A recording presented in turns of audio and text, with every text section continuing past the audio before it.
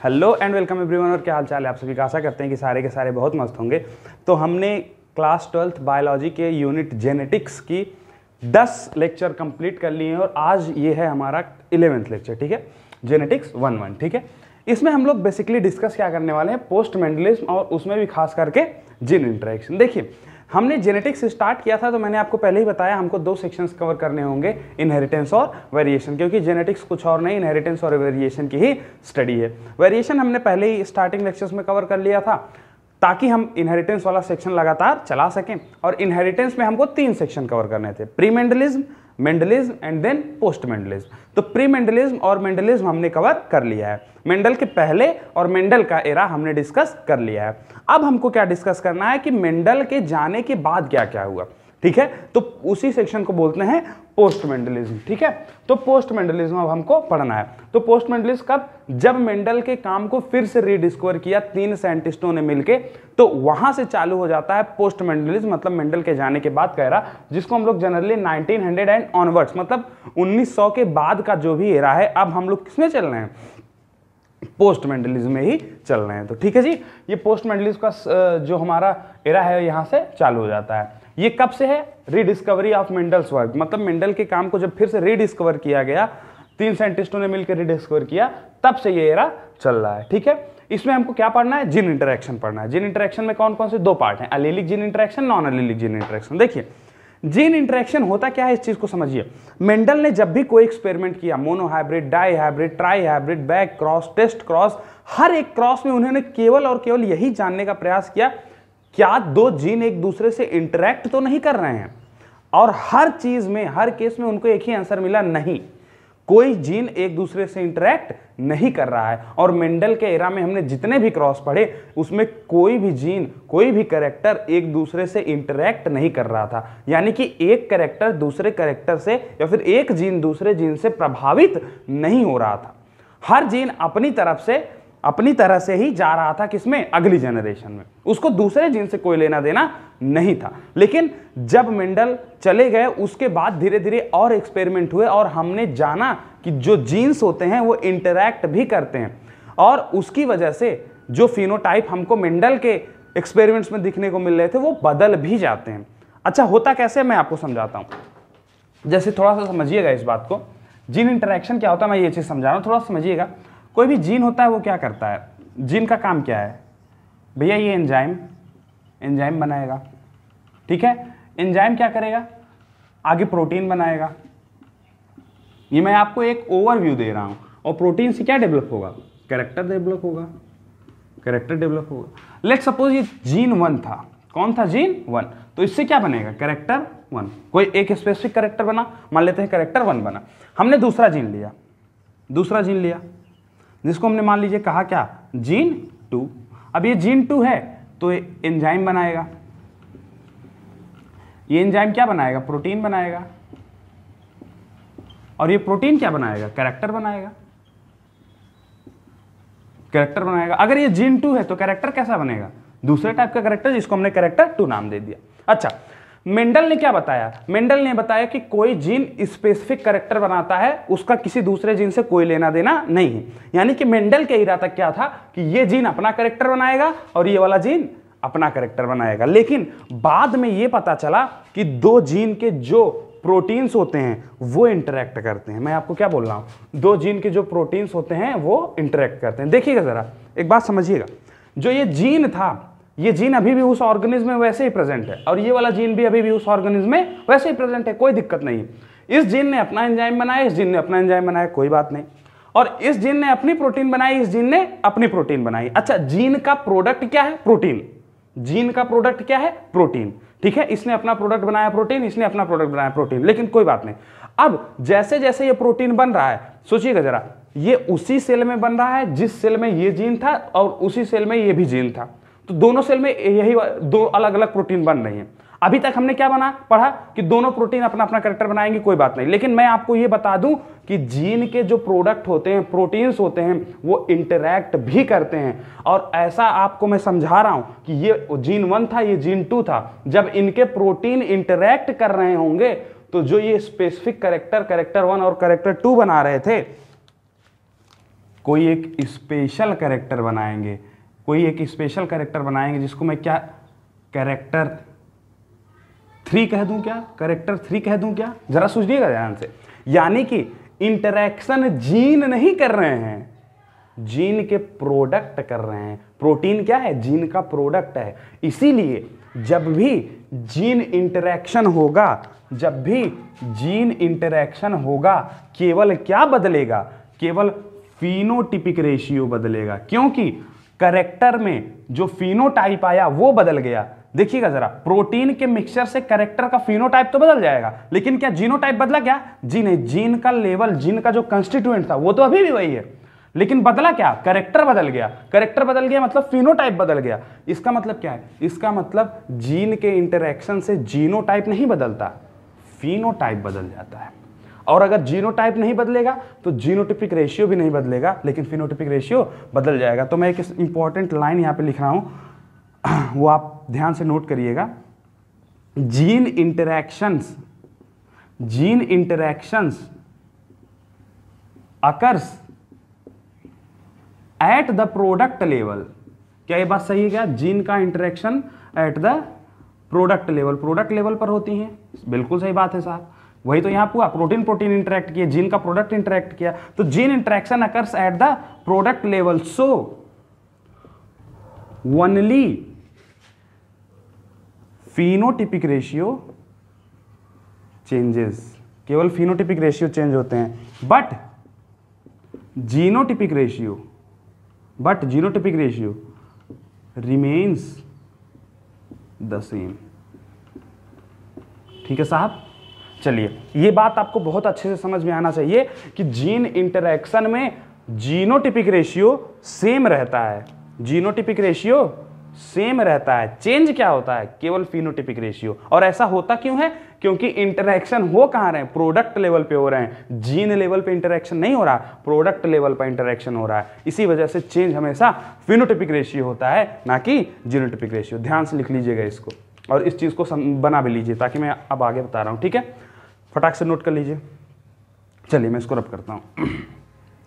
ये बात आप समझ गए होंगे कि इंटरैक्शंस जो होते हैं जनरली वो कहां पे होते हैं, प्रोडक्ट लेवल पर होते हैं, और इसी की वजह से क्या बदलता है, फिनोटिपिक रेशियो बदलता है, ना कि जीनोटिपिक रेशियो। चलिए अब हम स्टार्ट करते हैं अलीलिक जीन इंटरैक्शन। हमने जीन इंटरैक्शन के बारे में थोड़ा सा समझ लिया कि जीन इंटरैक्शन होता क्या है और ये किस लेवल पर ऑपरेट होता है। ठीक है, चलिए ये बात हमने जान ली, तो अब हम ये स्टार्ट कर रहे हैं इसके सब सेक्शंस, जिसमें हम लोग पहला देखने वाले हैं अलीलिक जीन इंटरैक्शन। ठीक है, या फिर इसको हम लोग ने एक और नाम दे दिया इंट्राजेनिक जीन इंटरैक्शन, और जो नॉन अलीलिक था वो क्या था, इंटरजेनिक। कैसे है आपको धीरे धीरे समझ में आने लगेगा।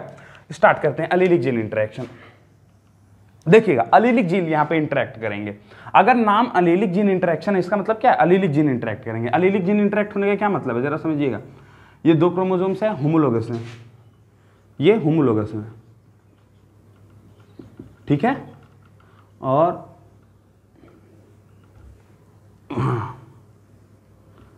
मैं रफली बना रहा हूं, ये 2 होमोलोगस हैं। ठीक है, तो इन एक होमोलोगस के सेम लोकस पे प्रेजेंट 2 जीन क्या होंगे, अलीलिक जीन। इस वाले होमोलोगस पेयर के सेम लोकस पे प्रेजेंट 2 जीन्स क्या होंगे, अलीलिक जीन होंगे। ये अलीलिक, ये अलीलिक, लेकिन ये और ये नॉन अलीलिक। ठीक है, तो इंटरैक्शन अभी हम किसके बीच में पढ़ने जा रहे हैं, अलीलिक जीन्स के, इसके बीच में इंटरैक्शन, या फिर इसके बीच का इंटरैक्शन, ना कि इसके और इसके बीच का। इसलिए हमने क्या कहा, अलीलिक जीन्स के इंटरैक्ट होने से जब फिनोटिपिक रेशियो बदलने लगता है लेकिन जीनोटिपिक रेशियो सेम रहता है, तो ऐसे इंटरैक्शन को क्या बोल देते हैं, अलीलिक जीन इंटरैक्शन। थोड़ा सा आप डायग्रामेटिक से ये समझ पाएंगे कि कौन से जीन इंटरैक्ट करने वाले हैं। ठीक है, आइए अब अलीलिक जीन इंटरैक्शन में जो सबसे पहला पार्ट है वो हम स्टार्ट कर रहे हैं, इनकम्प्लीट डोमिनेंस। इनकम्प्लीट डोमिनेंस, ए पार्ट, इसको ऐसे लिख सकते हैं, ए पार्ट, इनकम्प्लीट डोमिनेंस। देखिए हम 5 पार्ट टोटल इसमें पढ़ने वाले हैं अलीलिक जीन इंटरैक्शन में। आपको बहुत अच्छे से क्लियर होना चाहिए कि चल क्या रहा है। देखिए हमने पहले क्या पढ़ा, हमने पढ़ा मेंडल का एरा। मेंडल के एरे में हमने 5, देखिए क्या क्या पढ़ा, monohybrid cross, dihybrid cross, trihybrid cross, और उसके बाद back cross and reciprocal cross. 5 type के क्रॉस पढ़े जिसमें कोई भी जीन इंटरैक्ट नहीं कर रहा था। ठीक है, वो मेंडल का एरा चल रहा था। अब उसके बाद पोस्ट मेंडलिज्म आया। पोस्ट मेंडलिज्म में हमने क्या पढ़ना है, allelic gene interaction and non allelic gene interaction. Basically allelic gene interaction में हमको 5 चीजें पढ़नी है, इनकम्प्लीट डोमिनेंस, को डोमिनेंस, उसके बाद मल्टीपल अलील, देन लीथैलिटी, उसके बाद प्लियोट्रॉपी। 5 इफेक्ट हमको किसमें पढ़ना है, अलीलिक जीन इंटरेक्शन में। फिर हम स्टार्ट करेंगे नॉन अलीलिक, तो आपको नॉन अलीलिक में बता देंगे कि क्या क्या चीजें पढ़नी है, लेकिन अलीलिक में हमको 5 चीजें पढ़ना है। कौन कौन सा, इनकम्प्लीट डोमिनेंस, को dominance, multiple Aleel, लीथैलिटी and pleiotropy, जिसमें से हम सबसे पहला सेक्शन स्टार्ट कर रहे हैं इनकम्प्लीट डोमिनेंस। देखिए इनकम्प्लीट डोमिनेंस होता क्या है। एक्चुअली आपको एक बात बताऊं, जब मेंडल का मोनो हाइब्रिड क्रॉस हमने करवाया था तो आपसे क्या बोला, कैपिटल टी स्मॉल टी से क्रॉस करेगा, कैपिटल टी स्मॉल टी आएगा, ये बनेगी F1, ठीक है। और इस F1 की अगर आप सेल्फिंग करा देते हैं तो क्या बनेगा, कैपिटल टी बनेगा, फिर कैपिटल टी स्मॉल टी, या फिर स्मॉल टी आएगा F2। यही तो मेंडल का मोनो हाइब्रिड क्रॉस था। और उसमें जब आपने क्या बनाया, पहला जनरेशन बनाया, F1 जनरेशन बनाया, कैपिटल टी स्मॉल टी, तो आपने क्या बोला कि ये कैपिटल टी स्मॉल टी पे डोमिनेंस है, इसी वजह से ये क्या बन रहा है, टॉल बन रहा है। आपने क्या बोला कि कैपिटल टी जीन भी है जो कि टॉलनेस के लिए रिस्पॉन्सिबल है, स्मॉल टी जीन भी है जो कि डॉर्फनेस के लिए रिस्पॉन्सिबल है। क्योंकि कैपिटल टी स्मॉल टी पे डोमिनेंस है, इसी वजह से टॉलनेस का कैरेक्टर आ रहा है। अच्छा, डोमिनेंस कहने का क्या मतलब है, डोमिनेंस कहने का ये मतलब है कि capital T small T gene को सप्रेस कर पा रहा है। क्या मतलब है डोमिनेंस कहने का, कि capital T small T gene को सप्रेस कर पा रहा है, इसी वजह से क्या है डोमिनेंस। यहां पे डोमिनेंस कहने का क्या मतलब है, कैपिटल टी स्मॉल टी पे कंप्लीटली डोमिनेंस इफेक्ट शो कर पा रहा है, इसी वजह से यहां पे टॉल का कैरेक्टर आ रहा है। लेकिन अगर कहीं ये कैपिटल टी स्मॉल टी पे कंप्लीट डोमिनेंस शो ना कर पाता, यानी कि पूरी तरह से सप्रेस ना कर पाता, तो सोचिएगा जरा, कैपिटल टी डोमिनेंस के लिए अपना इफेक्ट देने को प्रयास करता और स्मॉल टी क्या करता, ये सॉरी कैपिटल टी टॉलनेस के लिए अपना इफेक्ट देने का प्रयास करता और स्मॉल टी डॉर्फनेस का इफेक्ट देने के प्रयास करता। और अगर कैपिटल टी स्मॉल टी पे पूरी तरह से डोमिनेंस इफेक्ट नहीं दिखा पाता तो क्या होता, कैपिटल टी और स्मॉल टी के मिलने से एक इंटरमीडिएट कैरेक्टर का जन्म हो जाता, ठीक है, जिसको इंटरमीडिएट हाइट हम लोग बोलने लगते। सुनिएगा, ये क्या, ये टॉल हाइट वाला था, ये डॉर्फ हाइट वाला था, तो कैपिटल टी स्मॉल टी क्या बना, टॉल हाइट वाला बना जब मेंडल का क्रॉस हम लोग पढ़ रहे थे। लेकिन वो तब था जब कैपिटल टी स्मॉल टी पे कंप्लीट डोमिनेंस शो कर पा रहा था। अगर ये कैपिटल टी स्मॉल टी पे कंप्लीट डोमिनेंस शो ना कर पाता तो दोनों के मिक्सचर से क्या बन जाता, जरा सोचिए, दोनों के मिक्सचर से क्या एक इंटरमीडिएट हाइट वाला कैरेक्टर डेवलप हो जाता क्या यहाँ पे, बिल्कुल। लेकिन वो कब, जब ये कैपिटल टी स्मॉल टी पे कंप्लीट डोमिनेंस शो नहीं कर पाता, और इसी चीज को कहते हैं इनकम्प्लीट डोमिनेंस। क्या बोलते हैं, इनकम्प्लीट डोमिनेंस। इनकम्प्लीट डोमिनेंस में क्या होता है, in this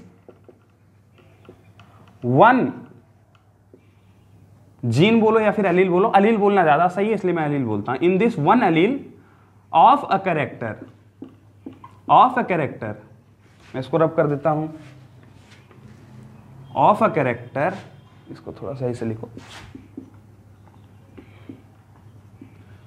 is not fully dominance over the other allele, over the other allele, यानी कि एक अलील दूसरे अलील पर फुल्ली डोमिनेंस नहीं है। And that's why intermediate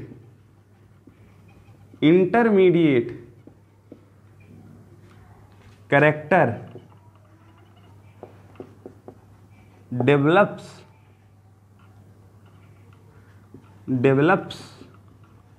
in heterozygous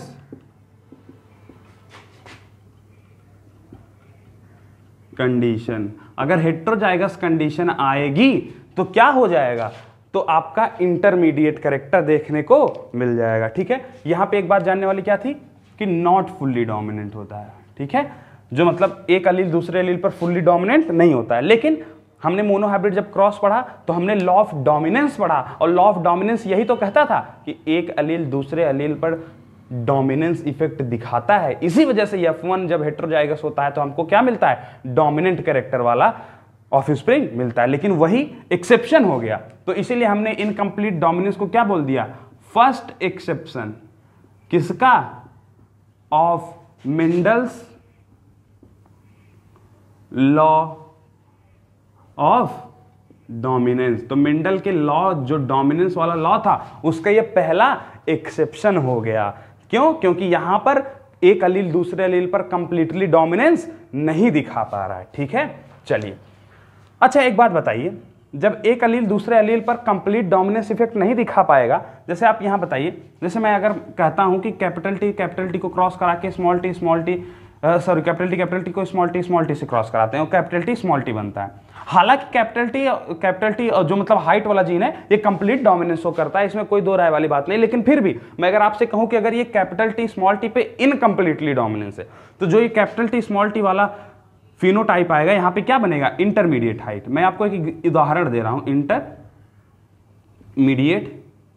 height. ये कब? जब capital T gene small T gene पर इनकम्प्लीटली डोमिनेंस शो कर रहा है। ठीक है, तो उस केस में क्या बनेगा? इस इंटरमीडिएट हाइट। एक बात बताइए, इंटरमीडिएट हाइट किस पेरेंट का कैरेक्टर है? इस वाले का है कि इस वाले का? तो आप कहेंगे साहब ये तो टॉल था और ये क्या था? डॉर्फ था।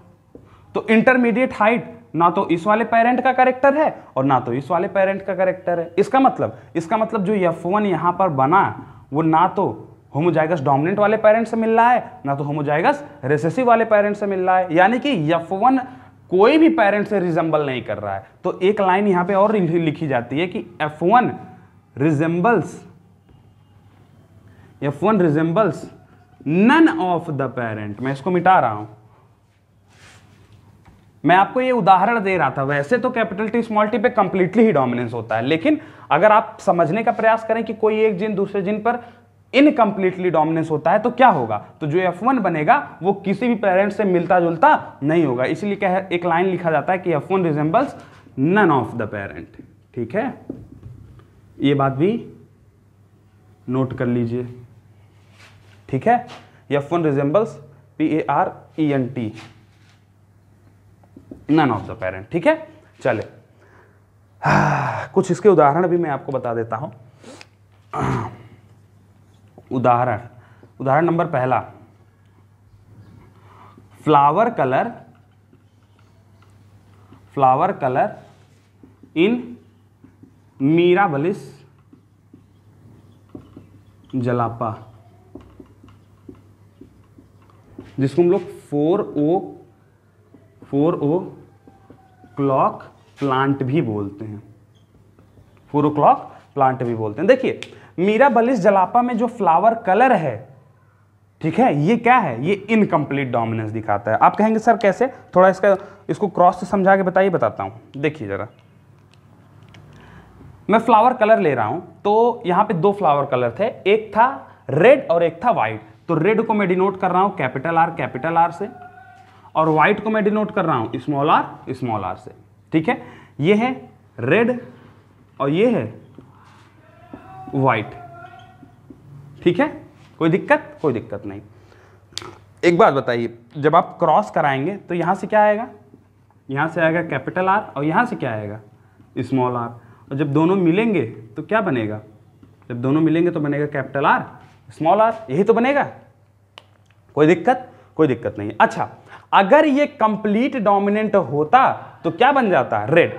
लेकिन क्योंकि फ्लावर कलर मिराबलिस जलापा में इनकम्प्लीट डोमिनेंस शो करता है, इसी वजह से यहां पे ना तो रेड आएगा और ना तो व्हाइट आएगा। तो इंटरमीडिएट फिनोटाइप देखने को मिलेगा, और इंटरमीडिएट फिनोटाइप यहां पे बनता है पिंक। क्या बन जाता है? पिंक। तो जो F1 बना वो कैसा बन गया? पिंक बन गया। पिंक बन गया। ठीक है, देखिए आपने क्या किया? होमोजाइगस रेड को होमोजाइगस व्हाइट से क्रॉस कराया और क्या बन गया? पिंक। हेट्रोजाइगस जो कैपिटल आर स्मॉल आर बना वो क्या बन गया? पिंक। कायदे से अगर ये डोमिनेंट होता तो क्या बनता? रेड। लेकिन इनकम्प्लीट डोमिनेंस था, इसी वजह से क्या बन गया? पिंक। ठीक है जी, F1 हमने देख ली, और ये हमको देखने को साफ साफ पता चल रहा है रेड और व्हाइट के बीच का ही एक कैरेक्टर है पिंक। ठीक है, अब हम क्या कराएंगे? इसकी सेल्फिंग कराएंगे। तो कैपिटल आर स्मॉल आर को कैपिटल आर स्मॉल आर से क्रॉस कराएंगे तो क्या बनेगा? F2 बनेगा। जरा F2 बना दिए। F2 में 4 टाइप के जीनोटाइप्स हमको देखने को मिलेंगे। कौन कौन से? Capital R small R, capital R small R और स्मॉल आर। 4 जीनोटाइप बने, जिसमें से 3 टाइप के, एक कैपिटल आर टाइप, दूसरा capital R small R type और तीसरा स्मॉल आर टाइप। एक बात बताइए, कैपिटल आर है तो ये क्या बनाएगा, ये बनाएगा red. Capital R small R है, ये क्या बनाएगा, हेट्रोजाइगस कंडीशन आ गई तो इंटरमीडिएट कैरेक्टर आएगा अगर इनकम्प्लीट डोमिनेंस है तो। जी हाँ बिल्कुल, फ्लावर कलर है मिराबिलिस जलापा में तो इनकम्प्लीट डोमिनेंस, तो यहाँ पे क्या बनेगा, पिंक बन जाएगा, और यहाँ पे क्या बनेगा, यहाँ पे बन जाएगा व्हाइट। तो फिनोटाइप तो बदल गया, रेड व्हाइट और पिंक हो गया, लेकिन क्या जीनोटाइप बदला, क्या जीनोटाइप अगर आप देखें तो अभी भी वही है, कैपिटल आर स्मॉल आर और स्मॉल आर। F1 देख लें, F1 में एक हेट्रोजाइगस आई कैपिटल आर स्मॉल आर। जो मेंडल का मोनोहाइब्रिड क्रॉस था वहां भी सेम जीनोटाइप आ रहा था। अगर आप मोनोहाइब्रिड पैटर्न से इसको क्रॉस कर रहे हैं तो जीनोटाइप तो बदल नहीं रहा है। F1 में कैपिटल आर स्मॉल आर आना यही आना था, F2 में कैपिटल आर स्मॉल आर और स्मॉल आर यही आना था।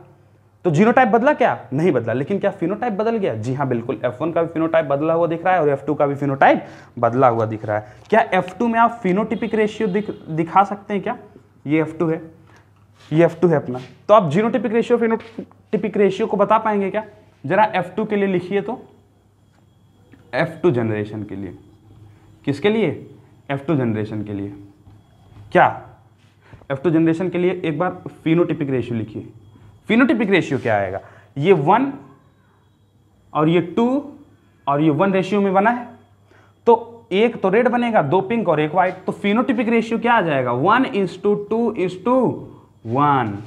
और जीनोटिपिक रेशियो क्या आएगा F2 का, जीनोटिपिक रेशियो भी 1:2:1 का ही आएगा। कोई दिक्कत नहीं। क्या जीनोटिपिक रेशियो बदला क्या, जी नहीं, जीनोटिपिक रेशियो नहीं बदला, जीनोटिपिक रेशियो अभी भी वही है, लेकिन फिनोटिपिक बदल चुका है, फिनोटाइप भी बदल चुका है। पहले फिनोटाइप 2 ही टाइप का आता था, या तो रेड आता था या तो व्हाइट आता था, जैसे या तो टॉल बनेगा या तो डॉर्क बनेगा, 3:1 का रेशियो आता था, ठीक है, फिनोटाइप का, और जीनोटाइप का 1:2:1 का आता था। लेकिन यहाँ पे क्योंकि 3 टाइप के फिनोटाइप बने हैं, रेड व्हाइट पिंक, तो 3 टाइप का फिनोटाइप आना ही था, और वो किस रेशियो में है, 1:2:1 के रेशियो में है। कोई दिक्कत नहीं। तो ये आप लिख लें फटाफट, इसको उतार लें, मैं कुछ और एग्जांपल्स बताता हूं इनकम्प्लीट डोमिनेंस का और क्वेश्चंस करते हैं, फिर आपको डोमिनेंस चालू करेंगे, ठीक है, इसको उतारें फटाफट।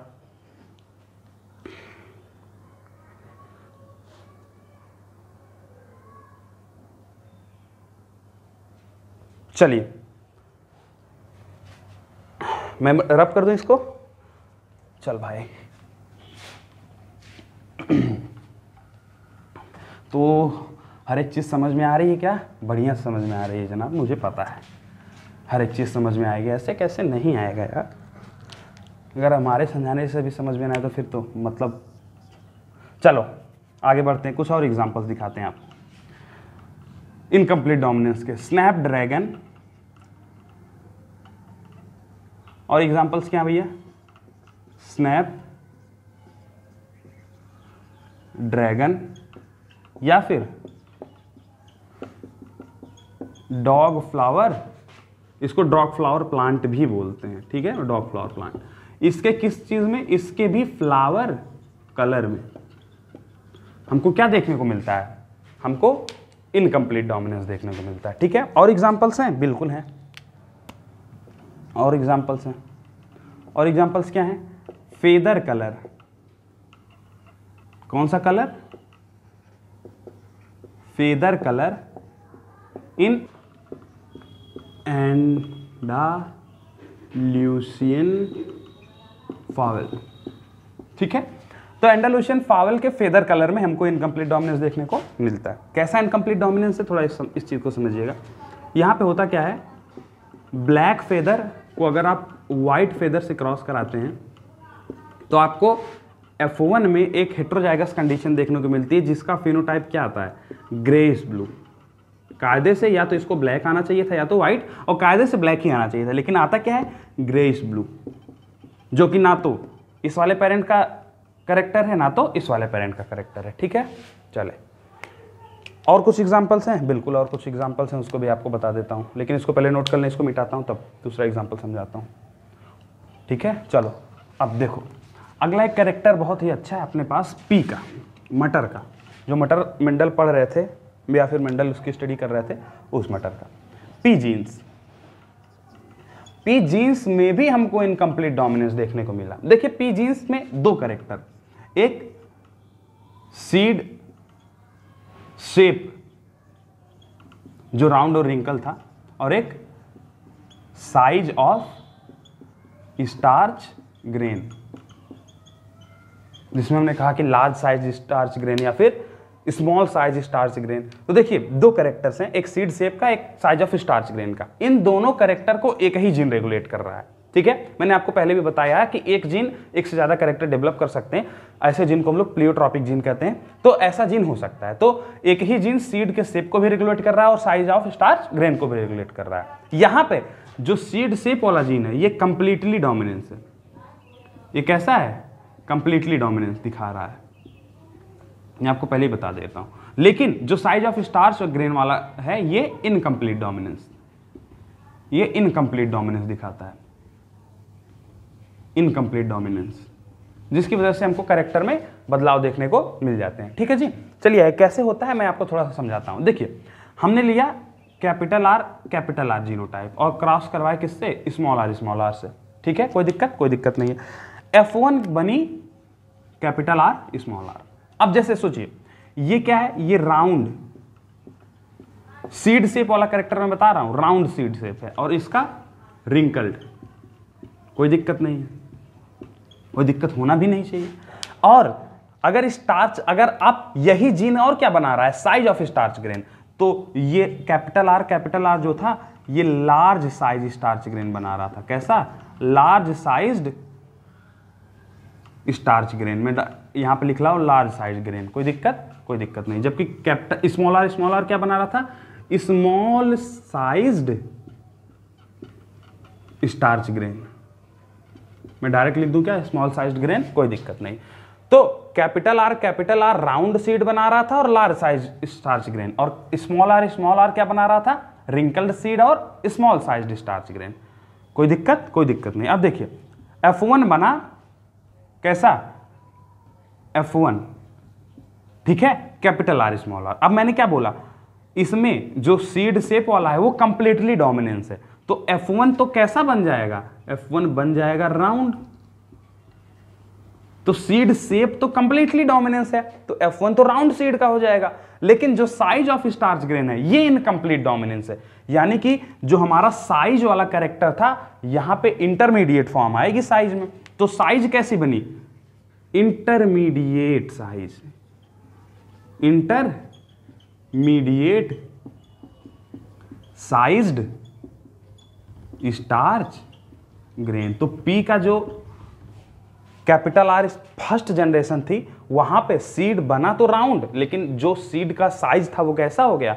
इंटरमीडिएट साइज हो गया, ठीक है। तो यहां से आप एक चीज और समझ सकते हैं कि P के जीन में भी हमको इनकम्प्लीट डोमिनेंस देखने को मिलती है। वो किस कैरेक्टर में था? Size of starch grain. तो एक ही जीन कंप्लीट डोमिनेंस भी शो कर रहा है और इनकम्प्लीट डोमिनेंस भी शो कर रहा है। कोई दिक्कत नहीं। चलिए इसको लिख लीजिए, मैं मिटा रहा हूं, और एक लाइन और मैं आपको लिखवा देता हूं, फिर क्वेश्चंस डायरेक्ट बताता हूं ताकि उस लाइन को भी आप समझ जाइए। Incomplete dominance is actually monogenic quantitative character. Monogenic quantitative character, ठीक है। तो जो इनकम्प्लीट डोमिनेंस है वो क्या है? वो मोनोजेनिक क्वांटिटेटिव कैरेक्टर है। मैंने आपको पिछले क्लास में बताया था कैरेक्टर दो टाइप के होते हैं, क्वांटिटेटिव, क्वालिटेटिव। क्वालिटेटिव इस बात से कोई फर्क नहीं पड़ता कि प्रोटीन का नेचर क्या है, लेकिन क्वांटिटेटिव में फर्क पड़ता है, और वो यही है, मैंने आपको पहले ही बताया, प्रोटीन के अमाउंट। अच्छा एक बात सोचिएगा जरा, कैपिटल आर और स्मॉल आर दो टाइप के जीन्स थे, कायदे से इसको लार्ज साइज स्टार्च ग्रेन बनाना चाहिए था। क्यों? क्योंकि कैपिटल आर प्रेजेंट था। लेकिन ऐसा क्या हुआ जिसकी वजह से यहाँ पे इंटरमीडिएट साइज स्टार्च ग्रेन आया? ऐसा ये हुआ होगा, सोचिएगा जरा ध्यान से। कैपिटल आर की अपनी प्रोटीन बनी जो कि लार्ज साइज स्टार्च ग्रेन बनाने के लिए रिस्पॉन्सिबल थी, स्मॉल आर की अपनी प्रोटीन बनी, और जब दोनों मिक्स हुए तो इंटरमीडिएट साइज स्टार्च ग्रेन आ गया। इसका मतलब प्रोटीन के नेचर पर यहाँ पे कैरेक्टर में इन्फ्लुएंस हो गया। इसी वजह से हमने क्या बोल दिया? इनकम्प्लीट डोमिनेंस है। और प्रोटीन के नेचर से कैरेक्टर इन्फ्लुएंस हुआ इसलिए क्वांटिटेटिव। और क्योंकि कैरेक्टर है कैसा? मोनोजेनिक है, एक ही जीन पर डिपेंड कर रहा है, एक ही टाइप के जीन, जैसे कैपिटल आर जीन पे डिपेंड कर रहा है, ऐसा नहीं है आर जीन भी है इसमें टी जीन भी है, तो एक ही जीन पे कैरेक्टर डिपेंड कर रहा है, इसलिए मोनोजेनिक। क्वांटिटेटिव क्यों है? क्योंकि प्रोटीन के अमाउंट पर डिपेंड कर रहा है, समझ रहे हैं कि नहीं? इसलिए हमने लिख दिया कि incomplete dominance is actually monogenic quantitative character. ठीक है, चलिए इस लाइन को भी आप अच्छे से नोट कर लीजिएगा, बहुत इंपॉर्टेंट ये लाइन है। आगे हम लोग डिस्कस करते हैं कुछ क्वेश्चंस। मैं स्क्रीन को पॉज कर रहा हूं, कुछ क्वेश्चंस लिख रहा हूं, एक ही क्वेश्चन लिखूंगा, ज़्यादा नहीं। उसको इनकम्प्लीट डोमिनेंस का क्वेश्चन हम लोग हल करते हैं, फिर हम लोग को डोमिनेंस से स्टार्ट करते हैं। ठीक है जी, चलिए इसको नोट डाउन करिए, मैं स्क्रीन पॉज कर रहा हूं।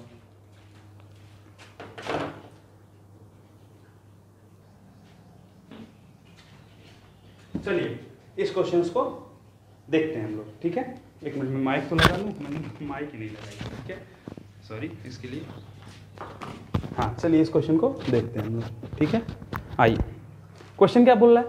इन Mirabilis jalapa tallness is completely dominance over dwarfness. क्या बोल रहा है कि जो टॉलनेस मतलब जो हाइट का जीन है उसमें जो टॉलनेस है वो किसके ऊपर कंप्लीटली डोमिनेंस है? डॉर्फनेस के ऊपर। ठीक है जी, हम ये बात समझ गए कि अगर हम कैपिटल टी और स्मॉल टी दो जीन की बात कर रहे हैं तो मिराबलिस जलापा में जो कैपिटल टी जीन है वो स्मॉल टी पर कंप्लीटली डोमिनेंस है। हमने यहां पे लिख लिया, कोई दिक्कत नहीं, कंप्लीटली डोमिनेंट। ठीक है, अगली लाइन क्या कर रही है? And red flower are incompletely dominance over white flower. अब दूसरी बात क्या कर रहा है कि अगर कैपिटल आर और स्मॉल आर एक जीन है जिसमें से ये रेड बनाता है ये व्हाइट, तो red flower are incompletely dominance over white flower. मतलब ये जीन कैसा है? ये इनकम्प्लीट डोमिनेंस शो कर रहा है, इनकम्प्लीटली डोमिनेंस। ठीक है जी, ये वाली बात भी हम समझ गए, कोई दिक्कत नहीं। If a pure tall and red flowered plant, question क्या बोल रहा है? If a pure tall and red flowered plant. Pure tall का मतलब क्या है? कैपिटल टी और ऊपर लिखता हूं। ठीक है, capital T. Pure tall and red, तो रेड प्योर है तो capital T capital are is crossed with pure dwarf and white flowered plant. इसका क्रॉस कराया किससे? प्योर डॉर्फ और व्हाइट फ्लावर्ड प्लांट से। मतलब क्या? स्मॉल टी स्मॉल आर से। यही तो है प्योर डॉर्फ एंड व्हाइट। ठीक है, then find out following in F2 generation. तो हमको क्या बताना है? F2 जनरेशन में ये जो भी चीजें दी हुई हैं उसको F2 जनरेशन में बताना है। पहला है फिनोटिपिक रेशियो, दूसरा है जीनोटिपिक रेशियो। मतलब F2 में फिनोटिपिक रेशियो क्या आएगा, जीनोटिपिक रेशियो क्या आएगा, और probability of offspring having phenotype as F1। मतलब F2 जनरेशन में ऐसी कितनी ऑफस्प्रिंग बनेंगी जिनका फिनोटाइप F1 की तरह आ रहा हो। तो ये तीन क्वेश्चन हमारे इस क्वेश्चन में दिए गए हैं, इसको हम लोग थोड़ा सा सॉल्व करने का प्रयास करते हैं। ठीक है, चलिए आइए देखिए इस चीज को। अब अगर आप यहां पे से क्रॉस कराएंगे, सबसे पहला बात गैमेट बनेगा, कैपिटल टी कैपिटल आर, यहां से क्या बनेगा? Small T small R, fusion हो जाएगा। क्या बनेगा? Capital T capital R small R. जरा एक बात बताइएगा, capital T gene completely dominance था, इसलिए कैपिटल टी स्मॉल टी क्या बनाएगा? ये तो टॉल बना लेगा जी, इससे बन जाएगा टॉल।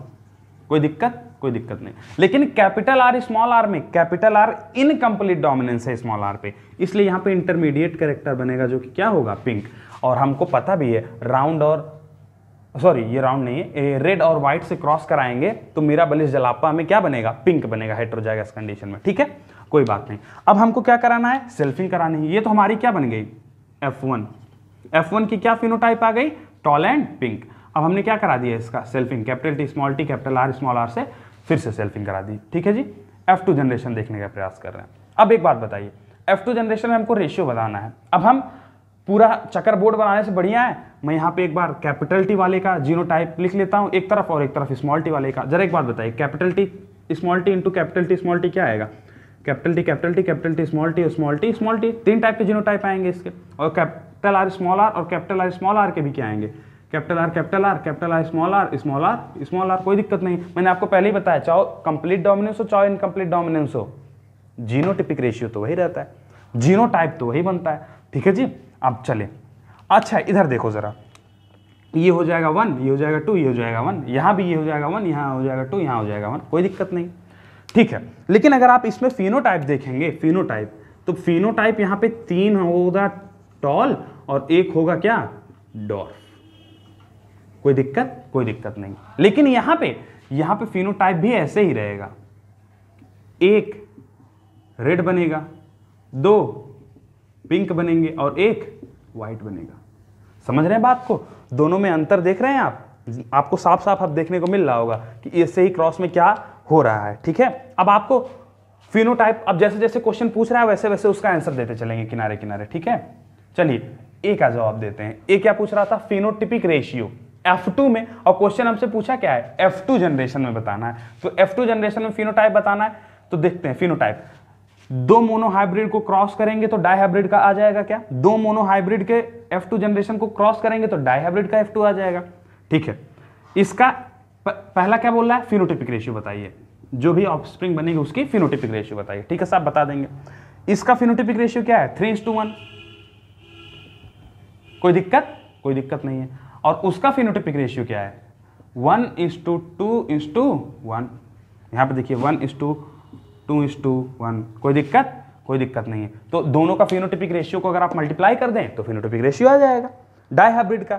ये मोनोहाइब्रिड में दोनों मल्टीप्लाई हो रहे हैं तो आंसर तो डाइहाइब्रिड में ही आएगा ना। देखिए, अच्छा अगर हम ये भी बताना चाहें कौन कौन सा फिनोटाइप बनेगा तो लिख दूं क्या मैं? ये टॉल है, ये डॉर्फ, तो मैं 3 टॉल लिख देता हूं, एक डॉर्फ। यहां पे रेड व्हाइट, रेड पिंक और व्हाइट, ये क्या है? ये रेड है, ये पिंक है और ये व्हाइट है। ठीक है, अब मैं सीधा सीधा मल्टीप्लाई कर दूंगा और इसका ऑफस्प्रिंग निकाल दूंगा। चलिए पहले 1 का इन दोनों से करते हैं। ये क्या है? ये है रेड 1, तो रेड का टॉल से करेंगे तो क्या बनेगा? 3 का नम 3। ये क्या बन गया? मैं थोड़ा नीचे लिख देता हूं, 3 का नम 3। ये क्या बना? Tall red. ठीक है, चलिए अगला, 1 का नम 1। ये क्या बन गया? Dwarf red. कोई दिक्कत? कोई दिक्कत नहीं। चलिए 2 का करते हैं। ये क्या है? पिंक। पिंक टॉल बनेगा, 3 दूनी 2 3 6, तो टॉल पिंक कितने बने? 6। ठीक है, अब पिंक का डॉर्फ से कराएंगे तो 2 का नम 2, तो डॉर्फ पिंक कितने बन जाएंगे? 2। ठीक है, अगला ये से 1 से, तो 1 का इससे करेंगे तो फिर से 3:1 का आ जाएगा। 1 3 का 3, 1 का नम 1, और ये 1 जो 3 से हुआ वो क्या है? टॉल व्हाइट, सॉरी 1 3 यहाँ पे था ना, 1 3 3, तो ये हो जाएगा टॉल व्हाइट, और 1 का नम 1, ये क्या हो जाएगा? 1 वाला डॉर्फ व्हाइट।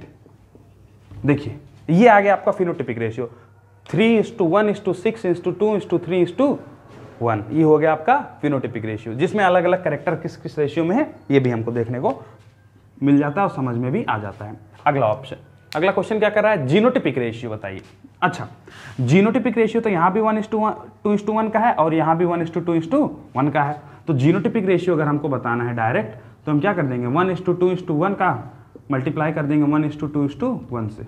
अगर आपको हर एक जीनोटाइप पता करना है कि कौन सा है तो इसका इससे मल्टीप्लाई, ये इसको लिख लीजिए capital T small T small T small T, यहाँ पे लिख लीजिए capital R small R small R small R. अब जिससे जिससे गुणा करिएगा वो जीनोटाइप लिखते जाइएगा, और मैं उतना तो लिखने जा नहीं रहा हूँ, मैं डायरेक्ट लिखता हूँ 1:2:4 1:2:1, ये जीनोटिपिक रेशियो आ जाएगा 1:2:4 1:1:1। ठीक है, आप ये जीनोटिपिक रेशियो आप गुणा करके देख लीजिए, और ये ऑर्डर अलग आगे पीछे हो सकता है लेकिन जीनोटिपिक रेशियो यही आएगा 1:2:4 1:1:1। ठीक, चलिए सी ऑप्शन देखते हैं, क्वेश्चन नंबर 3, इसका सी पार्ट क्या कह रहा है? Probability of offspring having phenotype as F1। एक बात बताइए, अब कह रहा है कि F2 में ये देख के बताइए कि कौन से ऑफस्प्रिंग की, मतलब ऐसे ऑफस्प्रिंग की प्रोबेबिलिटी F2 में बताइए जो फिनोटाइप F1 की तरह दिखा रहा हो। तो पहले तो हम F1 का फिनोटाइप देखते हैं। F1 का फिनोटाइप क्या था? Tall pink. और F2 में हमको ढूंढना क्या है? Tall pink. जरा ये देखिए क्या है, F2 में यही सारे फिनोटाइप बने हैं। अब इसमें टॉल पिंक ढूंढना है तो टॉल पिंक ढूंढिए, ये tall round, dwarf round, tall pink मिल गया क्या? ये है टॉल पिंक। टॉल पिंक कितने हैं? 6। हमको प्रोबेबिलिटी बतानी है तो 6 टॉल पिंक है, कितने में से? 3 1 4 6 10 2 12 3 15 1 16, 16 में से 6 क्या आ गए? Tall pink. और यही तो क्या था? Phenotypic ratio as F1। F1 कितना फिनोटिपिक रेशियो? किसमें? F2 में, in F2। Phenotypic ratio as F1 in F2। यही क्वेश्चन हमारा पूछ रहा था, हमने बता दिया। तीन के तीनों क्वेश्चन का आंसर आपको मिल गया। फटाफट इसको उतारें, अब हम कोडोमिनेंस डिस्कस करेंगे। मैं इसको स्क्रीन को पॉज कर रहा हूं और कोडोमिनेंस लिखता हूं, उससे पहले आप इसको उतार लें फटाफट जल्दी। चलिए, तो हमने इनकम्प्लीट डोमिनेंस कंप्लीटली देख लिया है, उसके कुछ क्वेश्चंस भी डिस्कस कर लिए, तो हमको ये समझ में आने लगा कि इनकम्प्लीट डोमिनेंस को कैसे अटेम्प्ट करना है। ठीक है, अगला पॉइंट अपना आता है कोडोमिनेंस। हमने आपको बताया 5 चीजें पढ़नी है, incomplete dominance, codominance, multiple allele, legality और प्लियोट्रॉपी, जिसमें से हमने इनकम्प्लीट डोमिनेंस कर लिया है। अब हमारा आता है कोडोमिनेंस। ठीक है, कोडोमिनेंस क्या है? फिर से वही बात, जीन इंटरैक्शन है। जैसे इनकम्प्लीट डोमिनेंस एक एक्सेप्शन था किसका? लॉ ऑफ डोमिनेंस का, वैसे ये भी एक एक्सेप्शन है। एक्सेप्शन ही है किसका? Of principle of dominance. जो डोमिनेंस हमको दिया गया था, प्रिंसिपल के लॉ ऑफ डोमिनेंस कर लीजिए, कोई दिक्कत नहीं है। लॉ ऑफ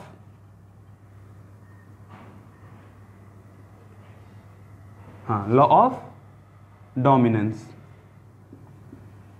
तो जो लॉ ऑफ डोमिनेंस था उसका ये भी एक एक्सेप्शन है। होता क्या है इसमें, ये देख लेते हैं। यहां पर जैसे मैं आपको बताऊं, देखिएगा जरा, मैंने आपको पिछली बार क्या बताया, जैसे वहां पे क्या था, कैपिटल आर स्मॉल आर आ रहा था, तो जो स्टार्च ग्रेन का साइज था वो कैसा था? इंटरमीडिएट। यानी कि ये ना तो होमोजाइगस डोमिनेंट पेरेंट से मिल रहा था, ना ही होमोजाइगस रिसेसिव पेरेंट से मिल रहा था, कोई दूसरा ही कैरेक्टर आ गया। वो ना तो इस वाले पेरेंट से सिमिलर था, ना तो इस वाले पेरेंट से सिमिलर था। लेकिन यहां पे क्या होगा, यहां पे मैं आपको बताता हूं क्या होगा। जैसे मैं आपको कहूं कि कोई दो कैरेक्टर हैं, एक कैरेक्टर है कैपिटल एक्स एक साथ क्रॉस किए स्मॉल एक्स से। मैं आपको उदाहरण के लिए बता रहा हूं ऐसे, ठीक है। यहां से क्या आ जाएगा, यहां से जो आपका F1 आएगा वो क्या आएगा? कैपिटल एक्स और स्मॉल एक्स, ये आएगा आपका F1।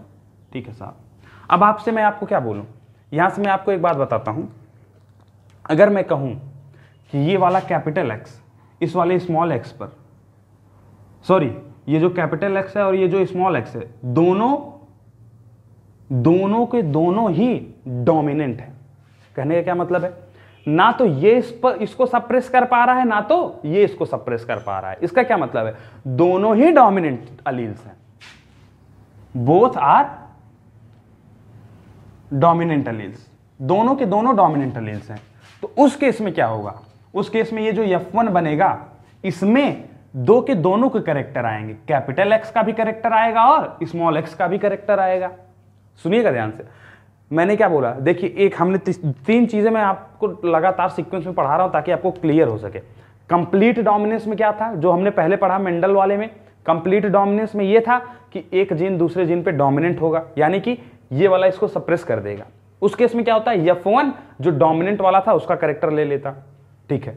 लेकिन ऐसा यहां पे नहीं हो रहा है। तो यहां पे क्या हो रहा है, अब इनकम्प्लीट डोमिनेंस समझिएगा। इनकम्प्लीट डोमिनेंस क्या था, ये वाला इस पर इनकम्प्लीट डोमिनेंस शो कर पा रहा था, यानी कि ये इस पे कंप्लीटली डोमिनेंस नहीं था।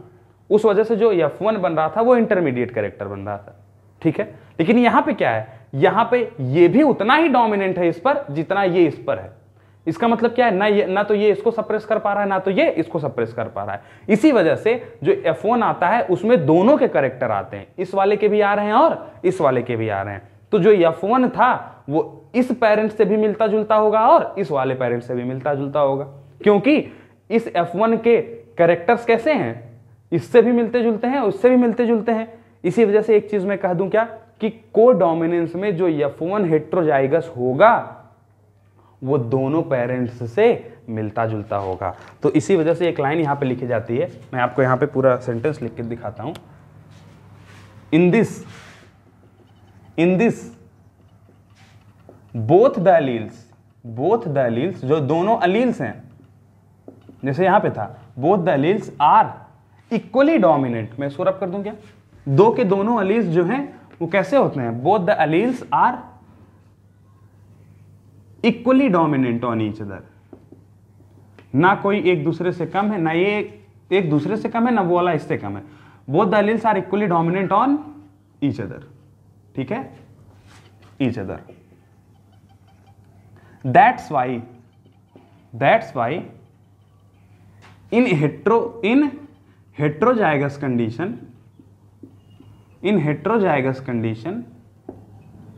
कंडीशन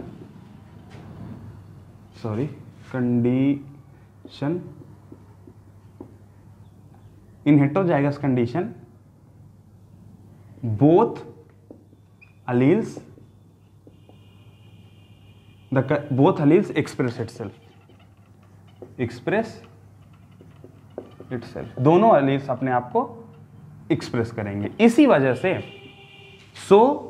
इन F1 मैं डायरेक्ट लिख दूं क्या, जो F1 होगा वो दोनों पेरेंट से मिलता जुलता होगा। सो F1 will resemble both the parent. मैंने क्या लिखा, क्या सब समझ में आ रहा है? क्या समझ में आना चाहिए। In this both the alleles are equally dominant on each other, दोनों एलील्स एक दूसरे पर बराबर डोमिनेंसी शो कर पा रहे हैं। और इसी वजह से यहां पर जो हेटेरोजाइगस कंडीशन होती है उसमें दोनों एलील्स एक्सप्रेस करते हैं, ठीक है। और उसी कारण जो F1 होता है वो दो के दोनों पेरेंट से मिलता जुलता है। F1 हमने इनकम्प्लीट डोमिनेंस में क्या बोला था, F1 किसी पेरेंट से नहीं मिलता, लेकिन मतलब किसी पेरेंट से मिलता जुलता नहीं है। लेकिन को डोमिनेंस में क्या बोला कि F1 दोनों पेरेंट से मिलता जुलता है। तो दोनों में अंतर आपको बराबर से समझ में आना चाहिए। और कंप्लीट डोमिनेंस में क्या था, F1 केवल एक पेरेंट से मिलता जुलता होगा, वो भी जो डोमिनेंस वाला था। तो तीनों में अंतर क्लियर हो रहा है क्या। कंप्लीट डोमिनेंस में क्या था, F1 केवल एक पेरेंट से मिलता जुलता होगा डोमिनेंट वाले से। इनकम्प्लीट डोमिनेंस में क्या था, F1 किसी पेरेंट से मिलता जुलता नहीं रहेगा। और कोडोमिनेंस में क्या है, F1 दोनों पेरेंट से मिलता जुलता होगा, ठीक है। चलिए इसके कुछ एग्जांपल्स मैं आपको दिखाता हूं। एग्जांपल क्या है भैया इसका, कोडोमिनेंस का जो सबसे बढ़िया एग्जांपल है, ताकि आपको बढ़िया समझ में आ जाए। हाँ, कोट कलर इन कैटल्स। काफी सारे एग्जांपल्स हैं, लेकिन जिससे आपको अच्छे से समझ में आ जाए वो बताने में मजा है। जैसे कैटल्स को आप देखते हैं, जैसे गाय वगैरह को देखिए, किसी गाय में आप देखते होंगे सफेद और black colour, white and black दोनों कलर पाए जाते हैं, जिसको हम लोग जनरली फिजिशियन बोलते हैं। उसके जो वेराइटी की बात अगर आप करेंगे तो उसको फिजिशियन बोलते हैं, जो दोनों कलर्स का मिक्सचर होती है, ठीक है। तो मतलब जो गाय वगैरह होती हैं, भैंस वगैरह होती हैं, कैटल्स खास करके, तो कैटल्स में उनका कोट कलर मिक्स्ड आता है, व्हाइट भी आता है और ब्लैक भी आता है, ठीक है। ऐसा नहीं है कि केवल ब्लैक ही है और केवल व्हाइट ही है। काफी कैटल्स ऐसी हैं कि उसमें केवल ब्लैक है या तो केवल व्हाइट है, लेकिन ऐसी कैटल्स भी हैं जिसमें ब्लैक और व्हाइट दोनों कॉम्बिनेशन पाई जाती है। इसका क्या मतलब है, कोट कलर इन कैटल जो है वो कोडोमिनेंस का एग्जांपल है। आप कहेंगे सर इसको थोड़ा क्रॉस करा के समझाओ, समझाता हूं। देखिए मैं दो जीन्स मान रहा हूं। पहला B1 मान लेते हैं ये ब्लैक कैटल का जीन था, ठीक है। इसको क्रॉस करा रहा हूं B2 से। मैंने इसको भी कैपिटल में इस वजह से लिखा ताकि मैं ये दिखा सकूं कि ये भी उतना ही डोमिनेंट है जितना B1 है, ठीक है। और ये बना रहा था व्हाइट कलर का कैटल, ठीक है। मतलब ब्लैक कलर के कैटल को व्हाइट कलर के कैटल से मैंने क्रॉस कराया। ब्लैक कलर के पास B1 जीन था और व्हाइट कलर के पास B2 जीन था। हालांकि दोनों बराबर से ही डोमिनेंसी शो कर रहे हैं, इसीलिए मैंने दोनों को कैपिटल से लिख रखा है। तो जो F1 आएगा वो क्या आएगा, B1 आएगा, ठीक है, B1 अब एक बात बताइए, F1 ब्लैक भी है और व्हाइट भी है, ठीक है। तो ये दोनों के जैसा करेक्ट है, इसमें ब्लैक व्हाइट कॉम्बिनेशन आएगा, ठीक है। इसमें क्या आएगा, ब्लैक और व्हाइट कॉम्बिनेशन आएगा, ठीक है जी। थोड़ा यार पानी पीने का मन कर रहा है, एक मिनट में पानी पी लूं क्या।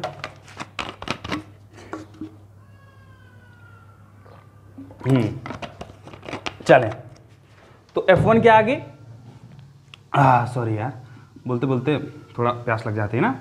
F1 और ये B1 आ गया। तो मैं आज इसको क्या बोलूं, ब्लैक बोलूं कि व्हाइट बोलूं। इसमें तो दोनों हैं, ब्लैक भी है और व्हाइट भी है। तो इसको एक स्पेशल नाम दिया गया, रोन। क्या नाम दे दिया गया, रोन नाम दे दिया गया, ठीक है। चलिए इसका मतलब F1 कैसा आ गया, और ये रोन ब्लैक से भी मिलता जुलता होगा और व्हाइट से भी मिलता जुलता होगा, ठीक है। अगला काम क्या है हमारा, सेल्फिंग कराना। सेल्फिंग कराएंगे साहब, सेल्फिंग कराएंगे।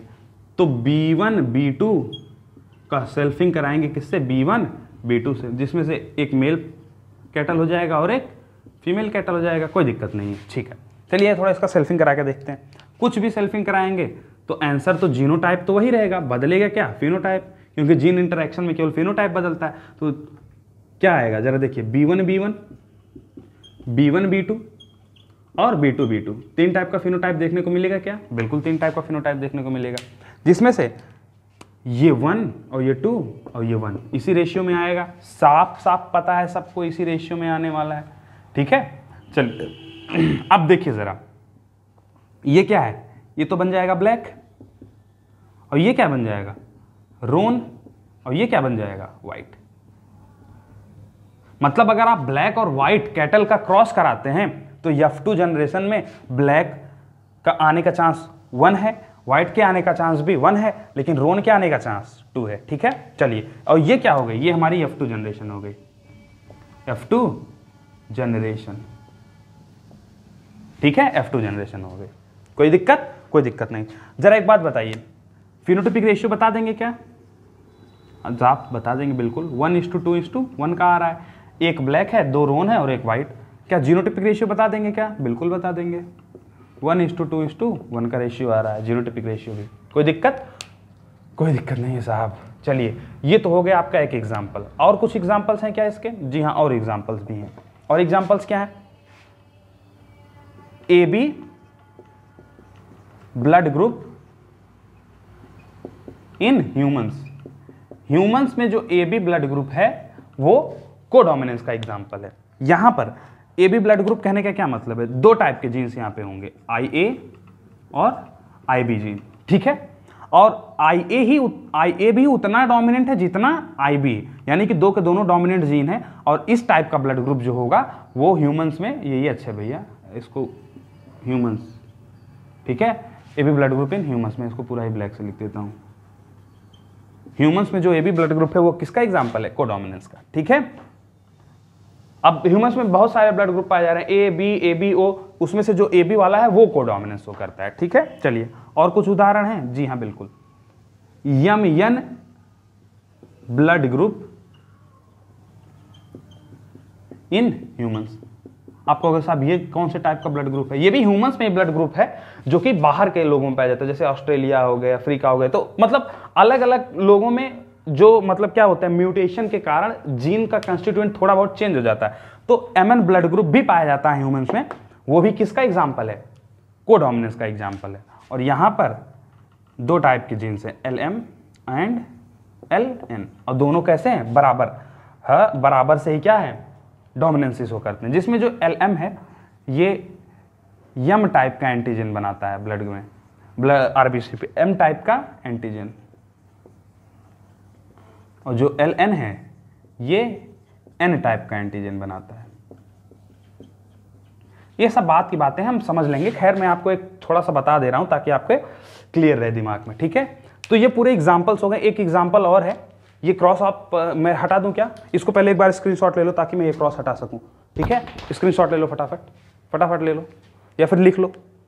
चलो, मैं इसको रब कर दूं क्या? एक एग्जाम्पल अपना और बचता है, मैं उसको भी यहीं पे करवा देता हूं ताकि मैं इसके बाद हम लोग क्वेश्चंस डिस्कस कर सकें इसका। चलिए, एक एग्जाम्पल इसका और बच जाता है, मैं वहां पे और लिख देता हूं। एक एग्जाम्पल इसका और है, वो है सिकल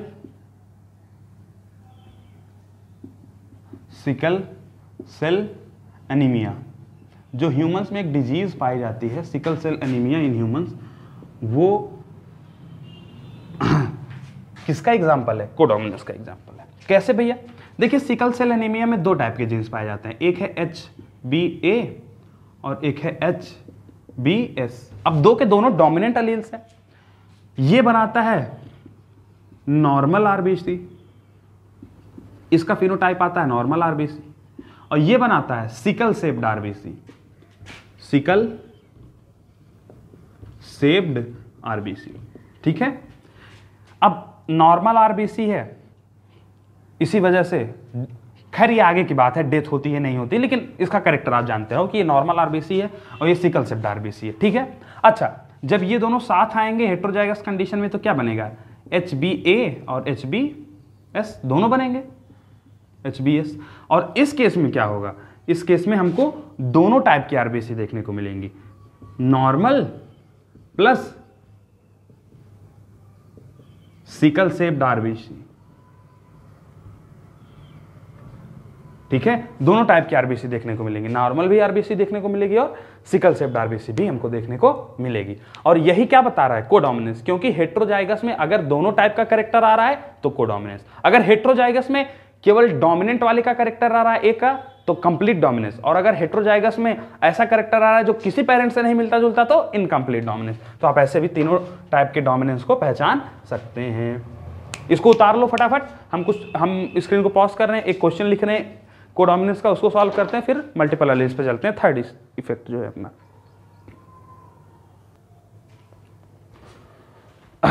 चलिए 2 क्वेश्चन है अपने कोडोमिनेंस पे, इसको देख लेते हैं, ठीक है।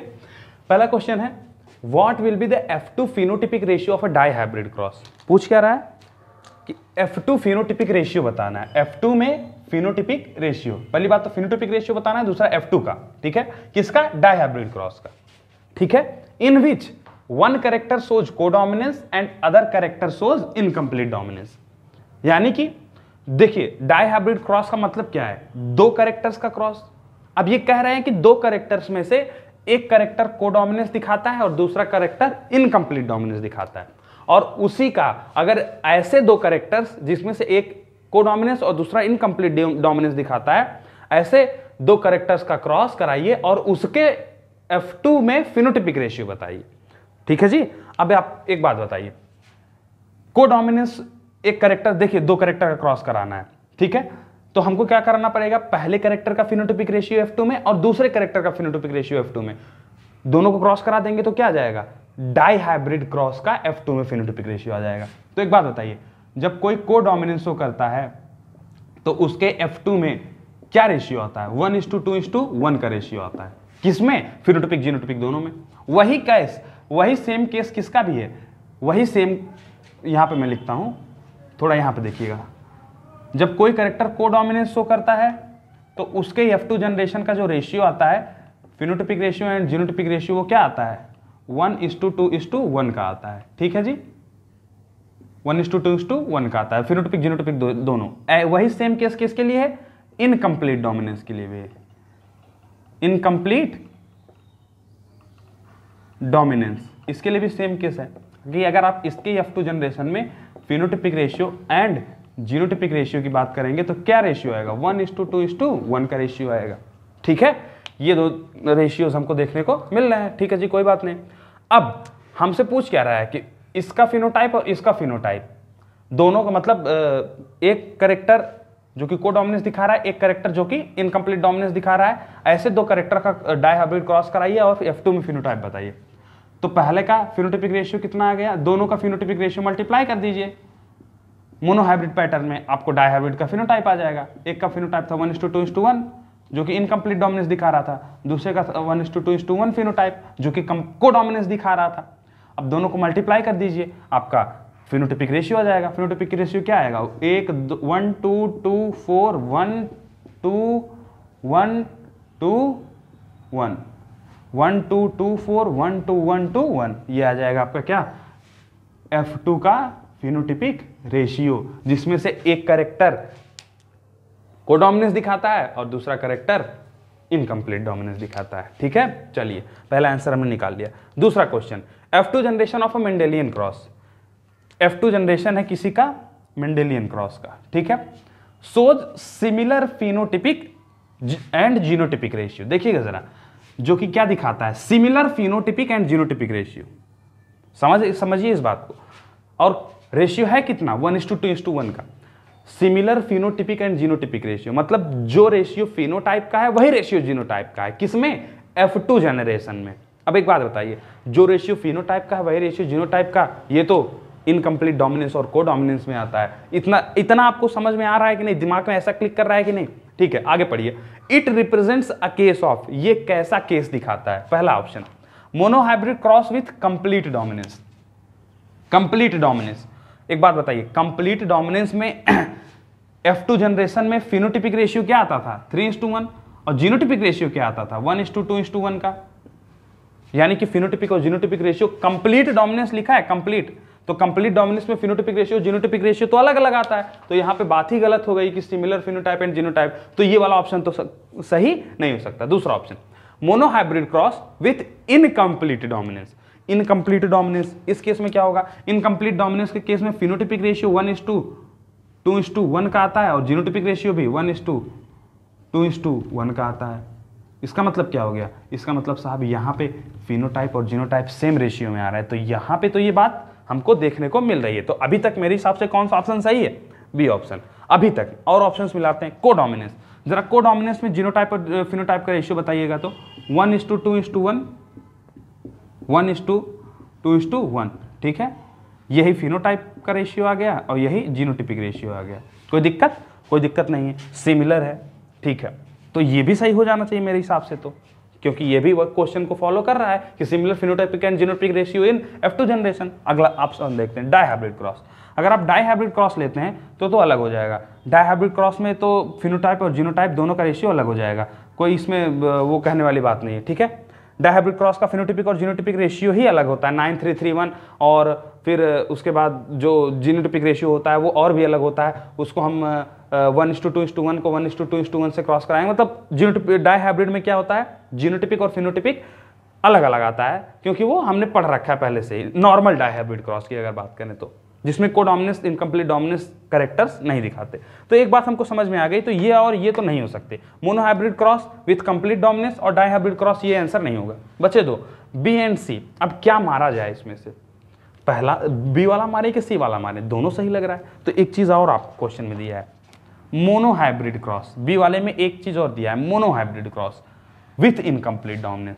तो इस वाले क्वेश्चन में आपको नंबर ऑफ कैरेक्टर्स स्पेसिफाइड हैं।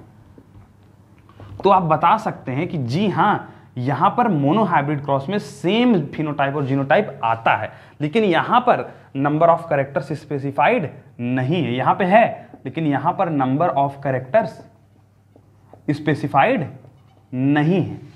मैंने क्या बोला, यहां पर नंबर ऑफ कैरेक्टर्स स्पेसिफाइड नहीं है, जबकि यहां पर नंबर ऑफ कैरेक्टर्स स्पेसिफाइड हैं। इसी वजह से हमारा आंसर क्या चला जाएगा, हमारा आंसर चला जाएगा बी ऑप्शन। और ये था आपके AIPMT 2012 का सवाल, ठीक है साहब, AIPMT 2012 का सवाल। कोई दिक्कत इसमें, कोई दिक्कत नहीं। चलिए, तो हमने आज अपना 11th लेक्चर डिस्कस कर लिया। फिर मुझे 3 फिनोमेनाज और पढ़ाने हैं, मल्टीपल एलील, लिथैलिटी और प्लियोट्रॉपी। अगले लेक्चर में डिस्कस करेंगे। कोडोमिनेंस और इनकम्प्लीट डोमिनेंस अच्छे से आपको समझ में आ जाना चाहिए, और उसके क्वेश्चंस भी मैंने आपको करा दिए। तो कहीं से क्वेश्चंस मिले तो उसको अटेम्प्ट जरूर करिएगा, ठीक है। क्वेश्चंस की कमी नहीं है, बहुत सारे क्वेश्चंस आपको अलग अलग जगह से मिल सकते हैं। बेसिकली आपको ये चीज़ें समझ में आनी चाहिए, ठीक है। चलिए, तो यहाँ पर अपना ये लेक्चर कंप्लीट हो जाता है। यार लेक्चर तो बहुत लंबा हो गया, मुझे पढ़ाना और भी था, मैं पढ़ा नहीं पाऊँगा, तो मैं इस लेक्चर को यहीं पर ख़त्म करता हूँ। तो चलिए, हमारा ये लेक्चर यहाँ पे ख़त्म होता है, और मिलते हैं आपको अगले लेक्चर में, जेनेटिक्स 1-12 में। और तब तक के लिए देखते रहें स्टडीविज 41 ये चैनल। टाटा, नमस्कार, बाय बाय, जय हिंद।